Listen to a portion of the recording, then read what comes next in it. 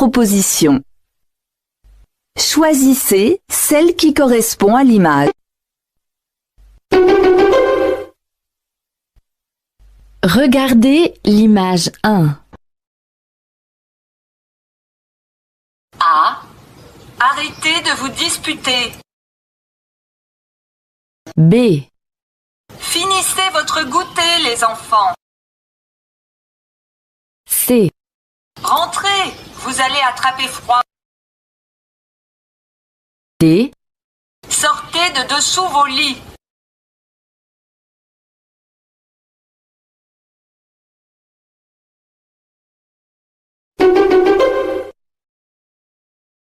Regardez l'image 2.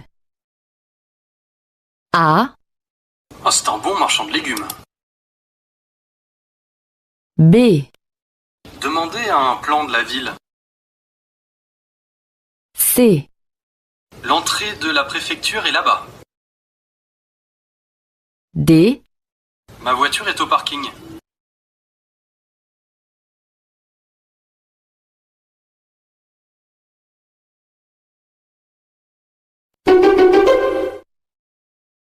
Question 3.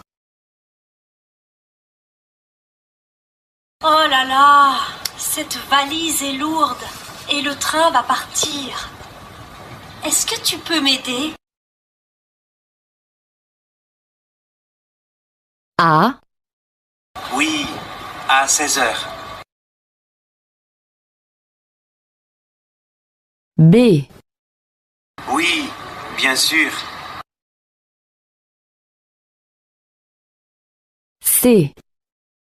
Oui, il arrive. D. Oui, j'ai mal.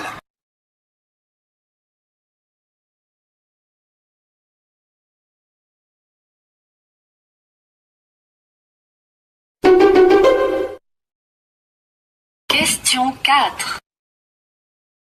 Je ne trouve pas la clé de la voiture. Tu l'as vue quelque part? A. Oui, tu l'as garée devant la maison. B. Oui, tu l'as posée sur la table.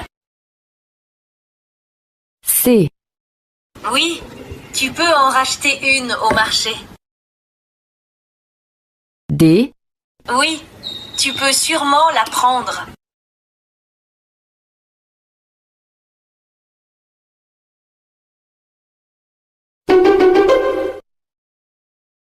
Question 5. Pouvez-vous garder ma valise, s'il vous plaît? A. Bien sûr, sans problème. B.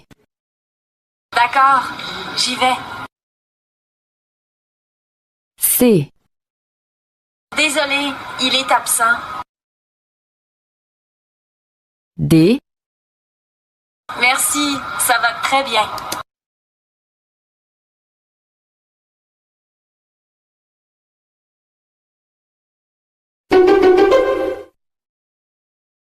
Question 6.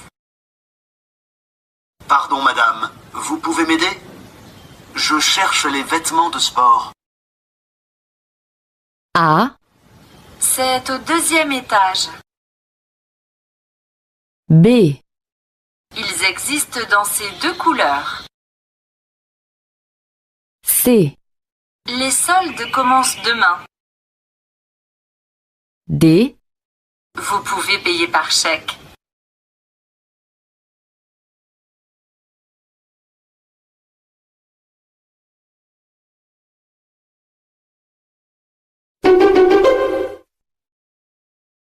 Question 7. Cette année, c'est décidé. Nous allons faire du ski pendant les vacances de Noël. Tu nous accompagnes? A. Avec plaisir. Je suis libre demain. B. Bonne idée. J'adore la neige. C. D'accord. Je pars tout seul. D. Super. Je connais bien cette ville.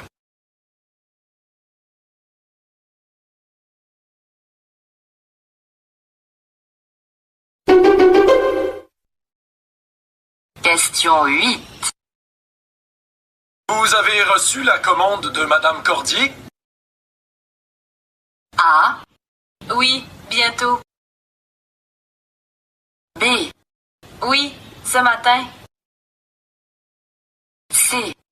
Oui, d'accord. D. Oui, pourquoi pas?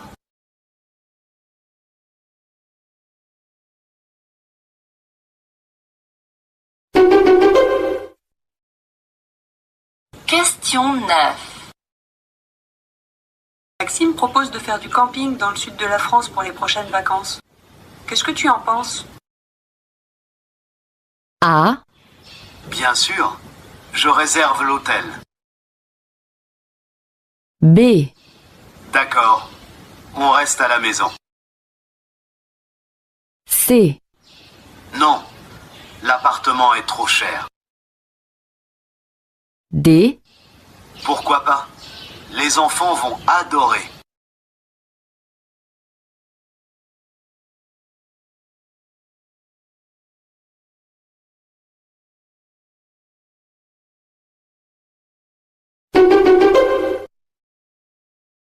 question 10. Salut Yann, je fais une fête samedi, tu viens? Ouais, super, avec plaisir. Comment on fait pour aller chez toi? A, Tu apportes quelque chose à boire. B, Tu arrives vers 20h30. C, Tu descends au dernier arrêt du bus 78. D, Tu peux venir avec ta sœur si tu veux.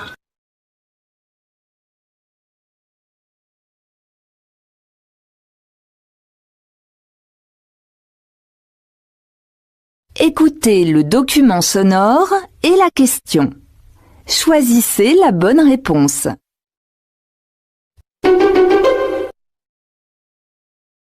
Ça ne va pas? Tu es malade? Non, mais mon mari vient de réserver un appartement à la montagne pour 15 jours. Au programme, randonnée, vélo et escalade. C'est génial! C'est affreux, tu veux dire? Moi, je rêvais de 2 semaines de repos et de lecture. question 11. De quoi discutent les deux femmes?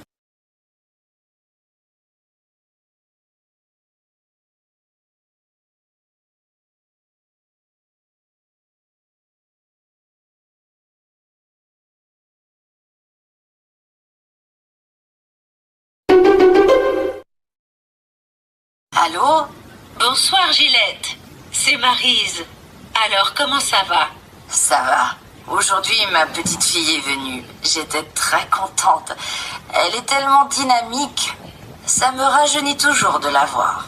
Elle a déjeuné avec toi? Oui. J'avais préparé un poulet avec des petits légumes. Après, on a regardé des photos ensemble et on s'est promené un peu. Il faisait beau. Ça avait l'air super. Et si on déjeunait aussi ensemble cette semaine pour parler du bon vieux temps? Question 12. De quoi parlent ces deux femmes?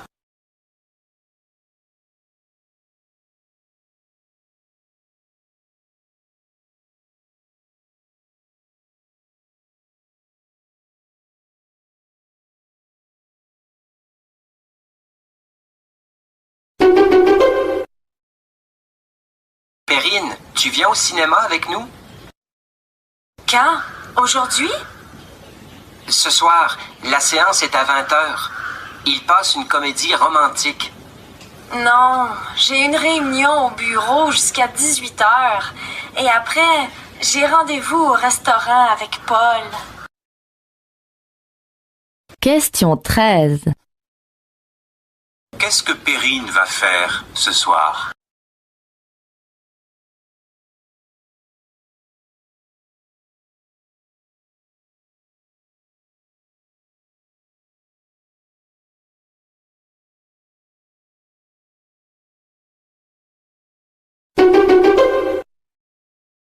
Alors Pierre, qu'est-ce que tu as décidé? Tu vas accepter cette offre d'emploi? Ah non, j'ai déjà refusé. Honnêtement, je préfère continuer à chercher. Je pense que tu fais une bêtise. C'est très bien payé et puis les horaires te conviennent, non? Oui, mais ce n'est pas une raison pour accepter le poste. Ce qui est important pour moi, c'est le travail lui-même. Et de ce point de vue, le poste ne m'attire pas. J'espère que tu ne vas pas regretter ta décision. Question 14. Pourquoi Pierre refuse-t-il ce poste?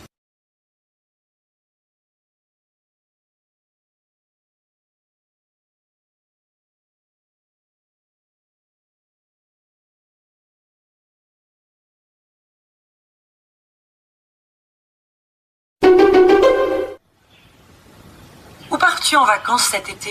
Sûrement dans le sud. J'aime la pêche et mes amis de Marseille m'ont proposé leur appartement. Moi, je supporte très mal les fortes chaleurs. Ça me rend malade. Dommage. Tu aurais pu venir avec moi. Il y a de la place chez mes amis. Et si c'était toi qui venais avec moi en Irlande? C'est beau l'Irlande. Là-bas aussi, on peut pêcher. Oui, tiens, c'est une idée. Je ne connais pas du tout ce pays. Pourquoi pas? Question 15. Que décident de faire les deux amis pour leurs vacances?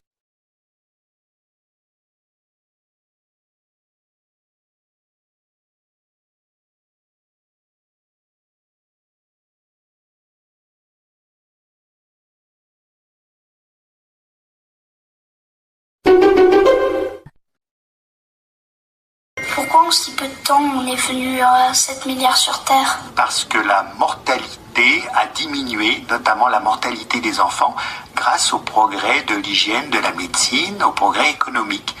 Résultat, les décès sont devenus moins nombreux. Est apparu un excédent des naissances sur les décès qui a entraîné une augmentation de la population. Question 16.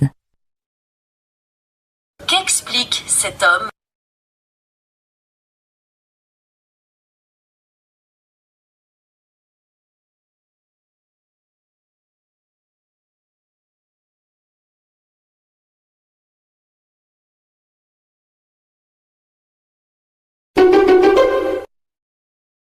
Est-ce que vous pouvez nous rappeler en quelques mots la situation? Oui, c'est un fait divers heureusement très rare. Un étudiant de l'Université d'Ottawa, originaire du Niger, souhaite que sa femme vienne vivre avec lui. Et il se bat avec l'administration pour qu'elle puisse entrer dans le pays. Mais où vit sa femme? Au Niger, le couple est actuellement séparé en raison d'erreurs administratives. Question 17. Qu'espère cet étudiant?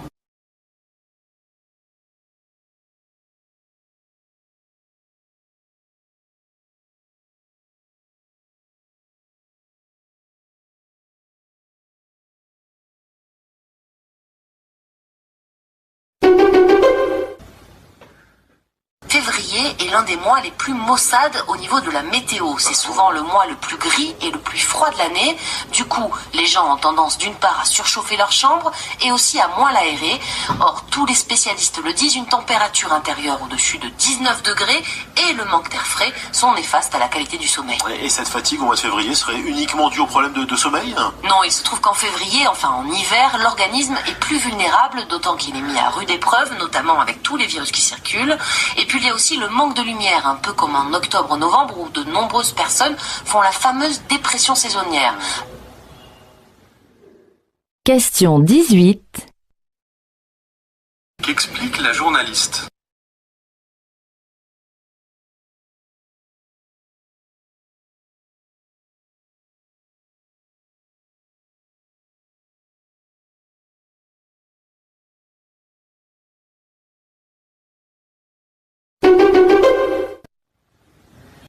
La passion, je l'ai depuis longtemps, depuis tout petit, puisque mon père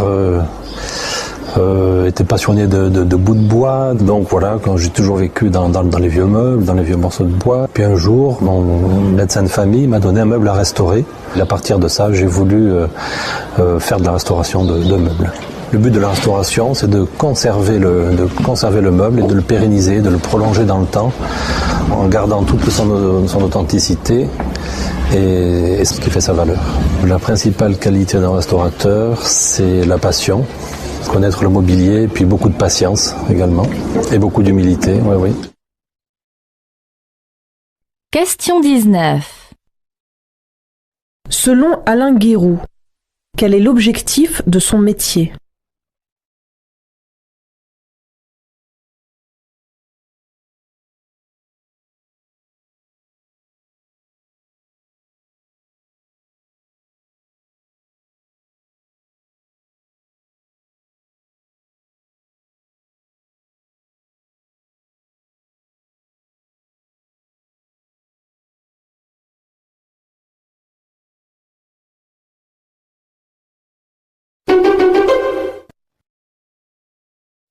Stéphane, est-ce que Corinne est rentrée de sa mission au Japon? Oui, elle était au bureau hier et aujourd'hui, mais elle est très fatiguée. La pauvre. Sa mission a été plus difficile que d'habitude? Oui, elle a eu des réunions dans plusieurs villes. Elle n'a pas arrêté de circuler. C'est sympa. Elle a pu découvrir plein de lieux différents? Pas du tout. Elle terminait très tard le soir. Elle devrait prendre des vacances? Impossible. Elle repart pour une conférence au Canada, la semaine prochaine. Question 20. Qu'apprend-on sur Corinne?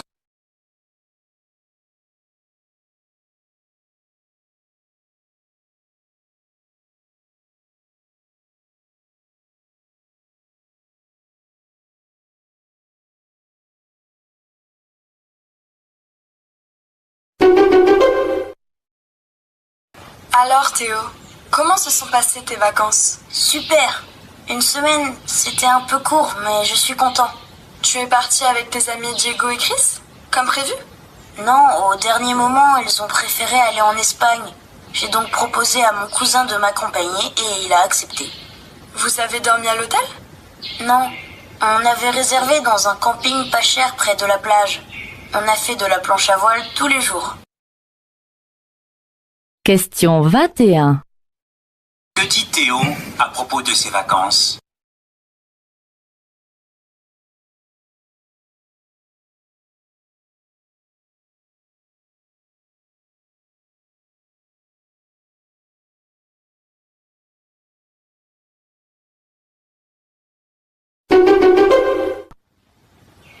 Bonjour, ravi de vous retrouver dans Grand Bien vous fasse. La pauvreté dans le monde recule, la démocratie avance, la couche d'ozone se reconstitue, ou encore le monde n'a jamais connu aussi peu de violence. Ce matin, nous recevons un rameur à contre-courant de certaines idées reçues. Le spécialiste en psychologie positive, Jacques Lecomte, nous donne à voir ce matin une humanité en progrès. En s'appuyant sur une série de chiffres, de statistiques et de rapports internationaux fiables, Jacques Lecomte nous invite à regarder notre monde avec un optimisme réaliste. Il appelle ça l'optiréalisme, loin des discours catastrophistes des prophètes de malheur. Question 22. Que propose cette émission?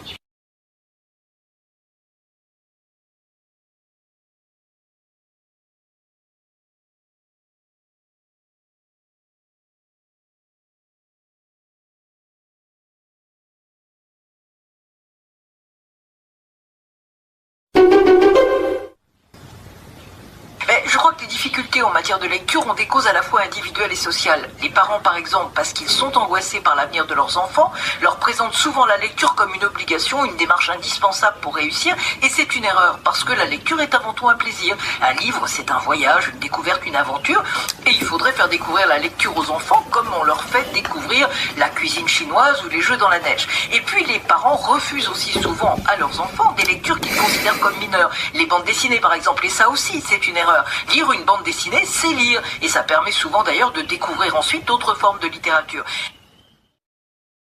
Question 23. Que conseille cette intervenante aux parents?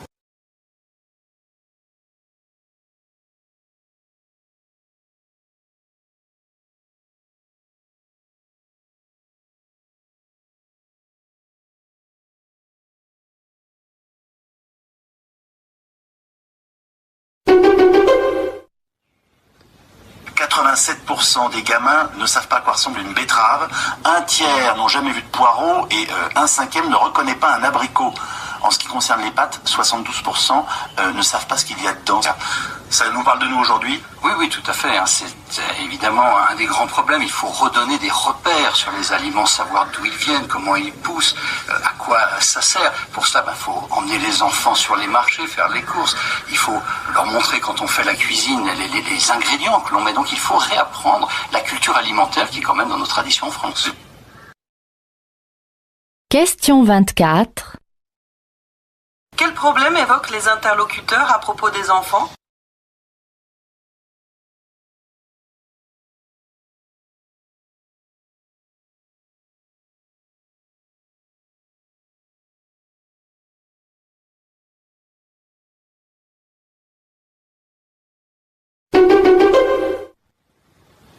Camille, à ton arrivée à Québec, dans quel type de logement résidais-tu? J'ai d'abord habité un appartement en colocation dans le quartier de Montcalm. Au bout de 6 mois à peine, j'ai emménagé à 2 pas du centre-ville. Oh, c'est très simple de trouver un logement ici. Ça se fait en quelques jours. Comment as-tu trouvé ton premier appartement? Avant de quitter la France, sur un site internet regroupant les annonces de colocation. Mais je conseille de chercher sur place. Il y a tout ce qu'il faut pour trouver facilement. On peut découvrir le quartier, voir si les pièces sont spacieuses, lumineuses et surtout bien insonorisées. Ce n'était pas le cas de mon premier logement, malgré le nom du quartier. Question 25. D'après Camille, quel est le point fort de l'immobilier à Québec?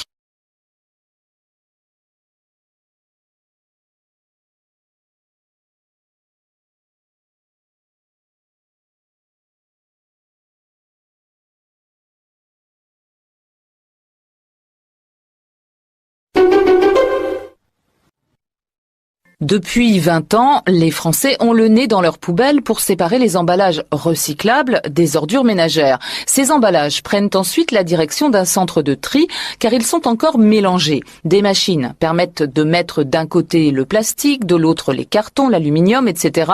Mais il subsiste un tri manuel. Sur le tapis, des hommes repèrent notamment les erreurs.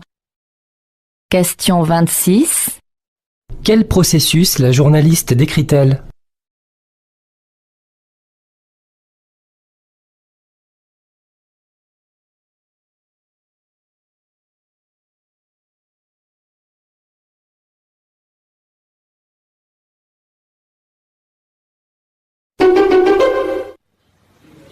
David Bernard, vous êtes psychologue du travail. Quel conseil donneriez-vous pour décrocher un emploi de rêve? Tout d'abord, n'oubliez pas que le recruteur a l'habitude de voir des candidats impressionnés au cours de l'entretien, angoissés de rester 2 semaines de plus au chômage. Mais alors que proposez-vous en pratique? Cassez la routine du recruteur. Soyez à l'aise, mais sans être insolent ou désinvolte. Soyez simple, franc, décidé et montrez de l'intérêt. Vous contribuerez ainsi à l'installation d'une atmosphère courtoise et détendue. Question 27. Que conseille de faire le psychologue face à un recruteur?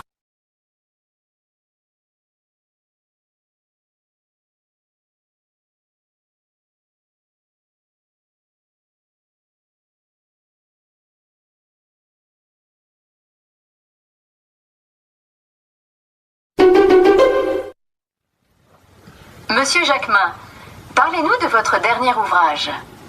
Mon objectif avec ces photos était de mettre en scène les paysages et les villages de la Riviera, en partant de la lumière, au point du jour ou au couchant, et de dérouler la palette qu'offrent les panoramas, les villes et les façades de la Côte d'Azur. Je suis toujours subjugué de voir les roches s'habiller de mauve et les murs de rose dans la douceur des soirs d'été. Toujours tenté de faire halte devant les maisons aux enduits chauds de l'ancien comté de Nice.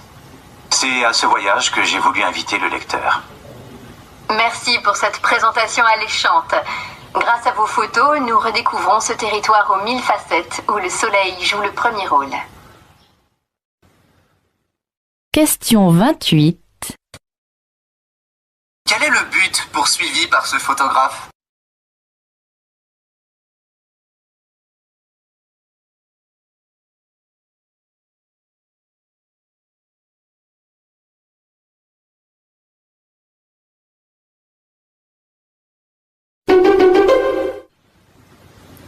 est né votre film?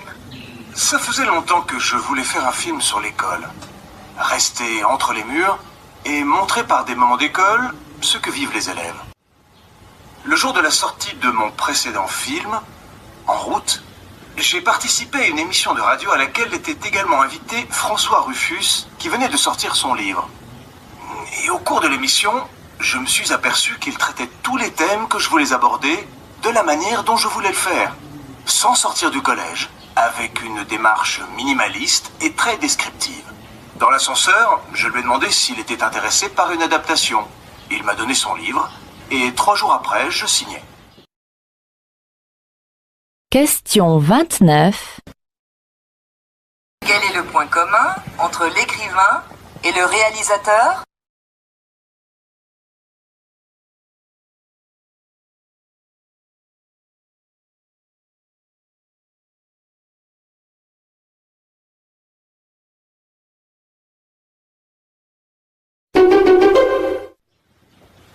Mode de vie avec Priscilla Pelledwell, bonjour. Bonjour Virginie. Vous êtes journaliste à Psychologie Magazine et vous venez aujourd'hui nous parler de notre routine de vie. On se lève à la même heure, on se rend dans les mêmes lieux, on accomplit les mêmes gestes, ce qui entraîne souvent ennui, fatigue, manque d'énergie et surtout fermeture au reste du monde.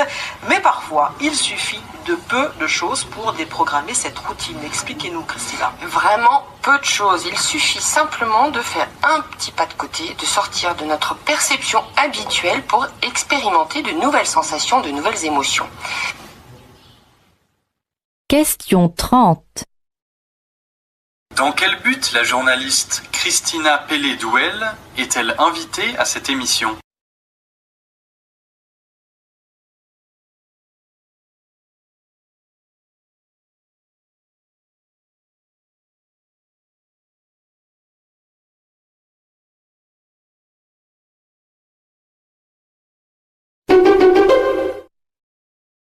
Bonjour à tous, je n'ai rien à me mettre. Avez-vous déjà prononcé cette phrase devant votre armoire pleine de vêtements? Quels sont les basiques de votre garde-robe? Avez-vous une tenue fétiche que vous enfilez lorsque vous voulez jouer la carte de la sécurité? Que porter pour un premier rendez-vous, pour un entretien d'embauche, pour un week-end à la campagne? Ces questions semblent futiles. La mode nous paraît parfois un luxe superflu et on oppose souvent l'être et le paraître. Mais faites l'expérience, si vous êtes femme, quel que soit votre gabarit, enfilez une robe qui vous met en valeur, de jolies chaussures, une touche de rouge à lèvres peut-être, vous vous sentirez sans aucun doute plus sûr de vous, votre caractère en sera peut-être même transformé. Question 31. Quelle est l'idée avancée par la journaliste?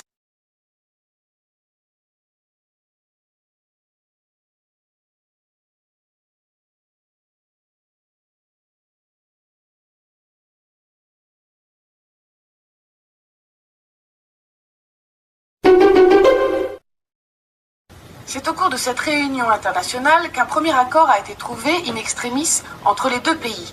Et de nouvelles négociations commencent aujourd'hui. Mais sur le fond, rien n'est encore fait. En effet, il aura fallu 2 jours de négociations marathon pour parvenir à accoucher de ce document conjoint. Cela marque donc le début d'un processus, mais il faut rester prudent, car c'est maintenant que les choses démarrent réellement. Alors, amorce d'un processus de paix ou conférence symbolique? La secrétaire d'État a d'ailleurs précisé hier soir que l'échec n'était pas une option. En fait, on n'est pas encore rentré dans le vif du sujet. Beaucoup de points n'ont pas encore été abordés et n'ont pas été détaillés dans le document conjoint, car les deux parties n'ont pas réussi à se mettre d'accord sur la formulation. Question 32. Pourquoi la journaliste reste-t-elle prudente ?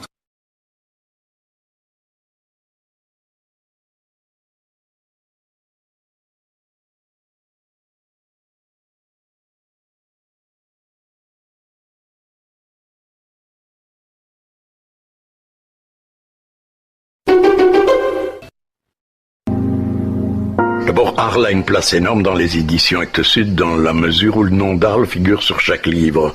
Mine de rien, les millions d'exemplaires, les millions de livres qui sont partis partout où ils sont allés, et ils ont apporté un petit signe, ça vient d'Arles. Je n'ai jamais accepté qu'un livre sorte sans qu'il soit indiqué quelque part. que l'origine est Arles. Voilà, Arles, c'est pour moi extrêmement important. C'est le lieu de la deuxième naissance. Question 33. Qu'est-ce qui est essentiel pour cet éditeur ?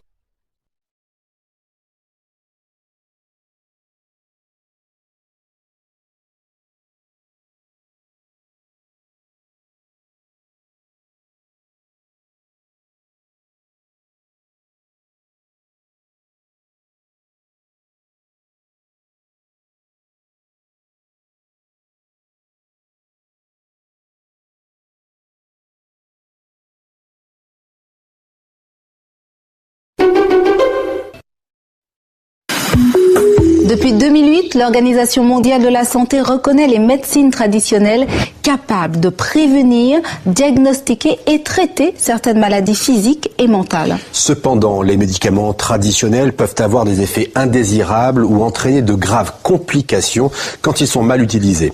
Attention aussi à l'automédication. Elle entraîne en médecine traditionnelle de nombreuses erreurs.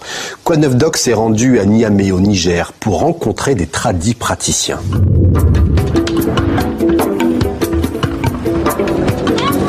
L'Organisation mondiale de la santé conseille de favoriser les passerelles entre médecins traditionnels et médecins dits classiques. Quant aux consommateurs, lorsqu'ils ont recours à la tradimédecine, ils doivent s'assurer que leur traitement traditionnel est adapté à leur maladie et que le praticien est qualifié.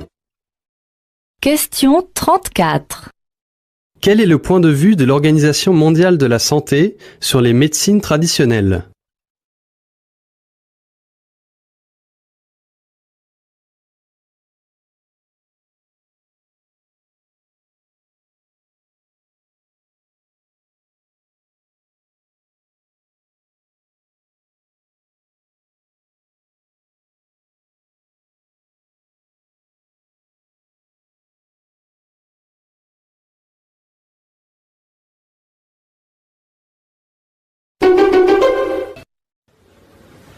Encore une question qui est liée au temps.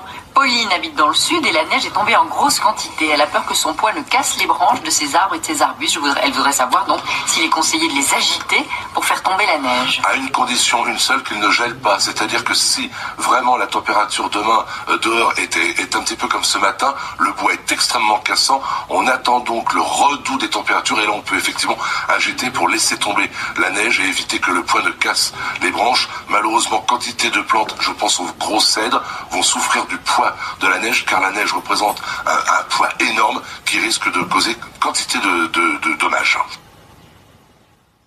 Question 35. Selon ce journaliste, quel risque peut avoir la neige pour les plantes ?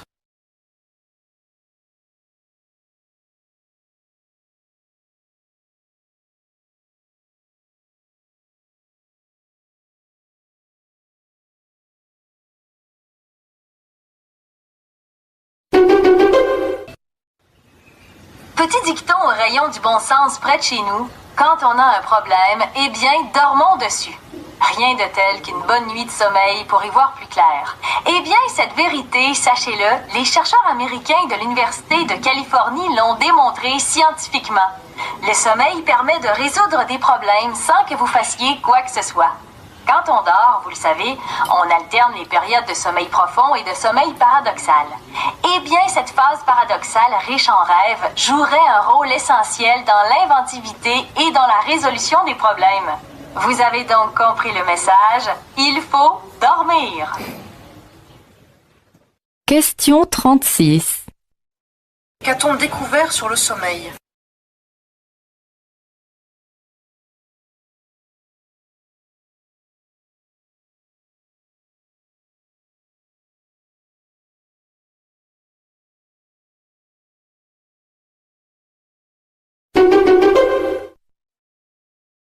J'accepte l'idée que l'homéopathie n'a pas une efficacité tellement différente que ça d'un placebo.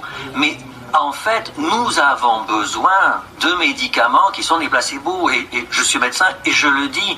Et le problème, c'est qu'aujourd'hui, à la limite, quand un patient guérit grâce à un placebo, on va sous-entendre qu'il a eu tort de guérir. Hein.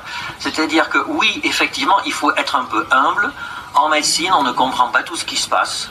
Et par moments, nous guérissons grâce à une injonction thérapeutique ou à autre chose que l'on ignore et qu'il faut étudier. Question 37. Quel est le propos de ce médecin?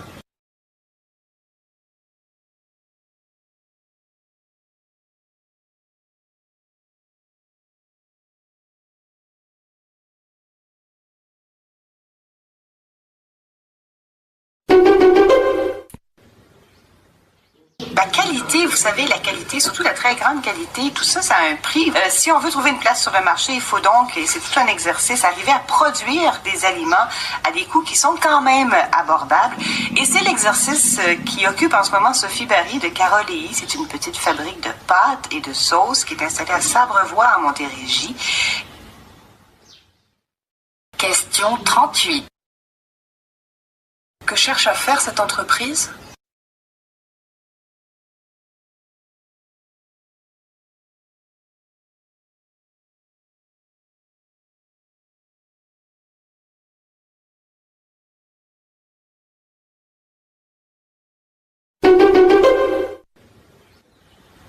C'est une dame que je ne connaissais pas du tout.